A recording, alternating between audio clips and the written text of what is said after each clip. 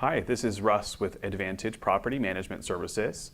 Today I'm going to answer a common question that I get from clients. That question is, when should I sell my property and upgrade to a larger building or multiple units? Usually we find this happens when a client inherits a property, or you go through a period of appreciation where the property is appreciated so much where you have a tremendous amount of equity, but your cash flow situation hasn't changed.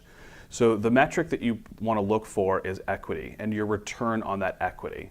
The more equity you have, the lower your return is going to be. So at some point you're going to reach that metric where your equity is so great but your cash flow is so low that you can roll that equity into a much larger building, multiple units, take one property and buy 3, sell 1 or 2, buy 5, something like that, where you can take the cash that you already have in equity, buy a bigger building, and your cash flow can improve significantly. Last year we had a client that had roughly $500,000 in equity, but was only making about $200 a month in cash flow. $2,400 a year on $500,000 in equity, not a great return. He was able to sell those properties, buy a much larger building without adding any additional cash, and go from roughly $200 a month in cash flow to over $1,000 a month in cash flow. Much better return on equity.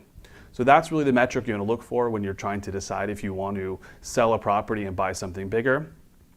If you have any questions about making that decision or general property management in general, feel free to give me a call at Advantage Property Management Services. Thank you.